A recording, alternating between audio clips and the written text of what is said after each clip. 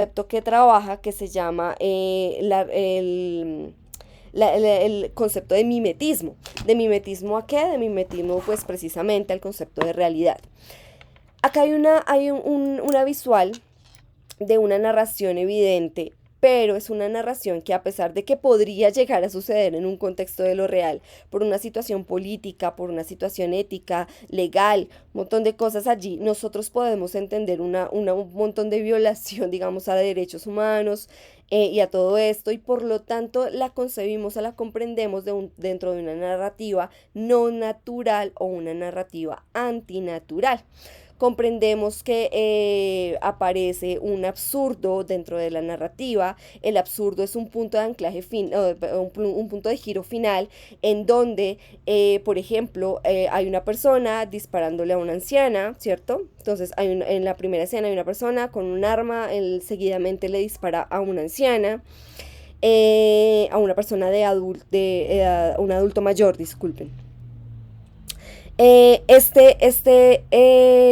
Seguidamente en esta narración hay una intención de pintar la cara, donde hay un traslado, digamos, a una raza distinta, a la raza negra, y cómo llega el brazo de la ley, que es la policía o la figura de policía con el personaje final, y básicamente arrestan a la persona de edad adulta.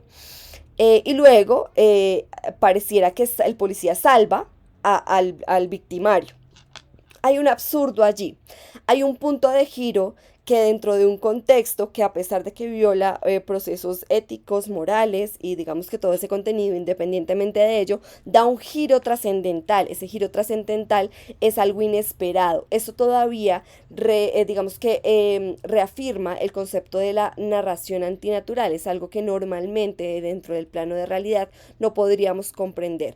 Por eso comprendemos que esta narrativa no es una narrativa que nosotros dentro de nuestro proceso cognitivo podamos anclar a un proceso, a un parámetro o a un punto de ancla de realidad, sino más bien lo trasladamos a un punto de irrealidad, de incoherencia, de transformación, de punto de giro o de extrañeza, en donde pues la historia se transforma en ese concepto. Atendiendo a lo anteriormente dicho, vamos a trabajar con una segunda propuesta. La segunda propuesta tiene que ver con un segundo cómic y lo vamos a trabajar desde Bárbara Danzinger. Les muestro la imagen.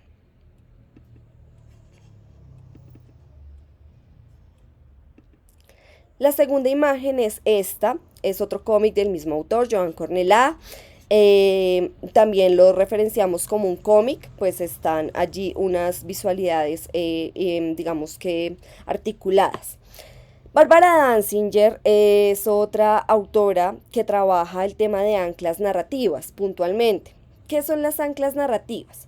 Resulta que ella saca ese concepto de Fauconnier y Turner, que Fauconnier y Turner son unos autores que proponen una teoría de integración conceptual y espacios mentales, en donde los espacios mentales son paquetes de información o conceptos que trabajamos nosotros mentalmente y vamos alimentando en la medida en que básicamente vivimos. Ella dice básicamente que dentro de las narrativas existen algo que se llaman espacios narrativos. Funcionan de la misma manera que los espacios mentales, pero en un universo diegético, es decir, en un universo de historia. Para ella, estas anclas narrativas están enfocadas en que yo, en mi proceso de lectura, de narración, tengo en cuenta, aparte visual, porque acá no hay texto, es visual, yo tengo claro que acá hay un fondo rojo, que en la segunda viñeta hay otro fondo rojo, que en la tercera, cuarta, quinta y sexta hay, por ejemplo, un fondo rojo. Que tengo claro que hay una línea visual permanente. Que tengo claro que lo que ocurre en la primera da continuidad a algo en la segunda, pero que hay un espacio que está allí que debo imaginarme yo. Es decir, yo completo lo que ocurrió entre uno y otro para poder dar lugar a dar el cómic, digamos, a la narrativa de todo el cómic. Eso se llaman anclas narrativas. La permanencia de esos conceptos en el tiempo me dan lugar a vincular una viñeta con la otra durante la lectura del tiempo y muy posiblemente a dar luego un sentido y una posibilidad narrativa a lo que estoy viendo. Acá podemos ver un concepto bizarro, un concepto de extrañeza dentro de la narrativa y dentro del concepto mismo que maneja Joan Cornelá. Para el absurdo resulta ser fundamental. Los giros narrativos en Cornelá son muy comunes. En las primeras 4 viñetas uno podría entender una historia, pero en las 2 últimas hay un concepto distinto, hay un giro histórico, hay una narrativa que cambia totalmente, una extrañeza al finalizar. Sin embargo, y gracias a las anclas narrativas, me permite entender ese giro, entender que no es otra historia diferente, porque tengo la misma visualidad, tengo unos planos secuenciales, planos medios, primeros planos que me dan lugar a comprender esa narrativa. Y gracias a las anclas narrativas, a los colores, a las formas, a la manera de la composición, a todo lo visual, me permite darle continuidad a esa historia. Como tercer aspecto, como tercer elemento, vamos a ver un tercer cómic también de Joan Cornelá, y se va a trabajar a partir de un autor que es David Herman, que también es cognitivo y habla de narrativas. Les muestro la tercera imagen. En esta tercera imagen también puedo comprender incluso los dos conceptos, perdón, anteriores. El concepto, digamos, de lo no natural está allí presente, el concepto de anclas narrativas también está allí presente, digamos que no son aislados. Y acá vamos a trabajar puntualmente con la construcción de mundos o worlding que trabaja David Herman, en donde básicamente lo que él propone es que el lector, el receptor o el usuario de este cómic, pues para este caso claramente, se hace unas preguntas al enfrentarse a este insumo. Él se pregunta por qué, cómo, cuándo, dónde, ¿listo? De ese universo diegético. Uno se puede preguntar qué ocurre. Uno hace una lectura general de este elemento. Entonces uno dice, ¿qué ocurre? Pues hay una mascota, ¿en dónde está? Pues en un sitio que yo no puedo definir, porque en la primera viñeta hay un fondo de color plano, ¿cierto? Luego esto se resuelve o no se resuelve y me cambia de alguna manera, ¿cierto? En la segunda viñeta, esta es una tira que se lee, digamos que vertical, ¿cierto? Y horizontal. Entonces yo puedo puedo ver en una narrativa de lo que pasa en la pantalla. Luego ya me doy cuenta que lo que está en fondo azul es lo que la niña que está al otro lado, en el fondo amarillo, pues está viendo. Entonces uno es la narrativa de la pantalla y el otro es la narrativa de la chica que está viendo esa narrativa en la pantalla. Incluso es una narrativa que se llama anidada, un universo diegético en otro, una narrativa dentro de otra.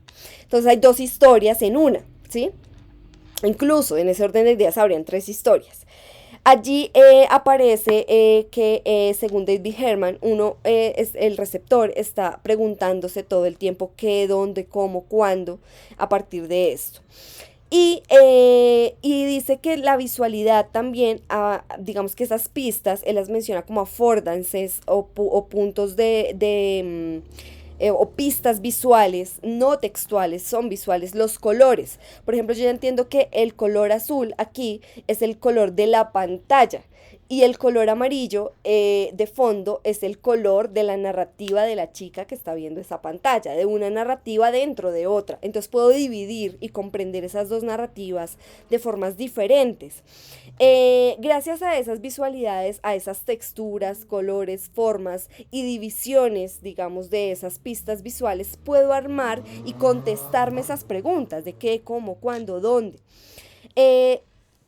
A partir de esto, él determina que uno hace lo que él denomina construal. El construal es básicamente la construcción de significado. Comprendo el significado total y parcial de estas narrativas en función de lo que éstas me ofrecen. No es que el color tenga un significado allí, es que yo se lo asigno. ¿sí? Y lo comprendo a partir de lo que visualmente. Lo visual aquí termina siendo un punto de partida, claro, un detonante intencional, pero no está cargado de sentido, sino hasta que se activa ese sentido en función de quién le da sentido, que es el lector. Los humanos, según un concepto de Langacker, construimos básicamente el sentido a partir de nuestra naturaleza encarnada, es decir, de nuestra corporalidad, y esa corporalidad en función, o más bien en desarrollo, digamos, interacción con el mundo que nos rodea, es allí en donde encontramos el sentido. Entonces ocurre lo mismo, en función de estas affordances o puntos, digamos, o anclas, o más bien pistas narrativas, nosotros podemos darle un sentido, esa intención, volcamos el sentido frente a esa narrativa. Bueno, estos son tres autores importantes frente al asunto de cómo comprender las narrativas en términos cognitivos, que es otro enfoque diferente de comprender la manera de narrar. La narración finalmente es cómo contamos algo. Indispensable y muy importante para muchos aspectos ahora, incluso publicitarios. Comprender las narrativas resulta fundamental, y acá las estamos comprendiendo a partir de tres autores con un enfoque cognitivo, que es otro enfoque además distinto de la semiótica tradicional, y pues nos da la posibilidad de comprender cómo estos procesos narrativos se dan de otras formas. Tres autores interesantes a partir de un enfoque cognitivo para comprender las narrativas. Gracias, las imágenes las dejo acá también para que las vean en la plataforma. Un abrazo, un saludo a todos desde Colombia.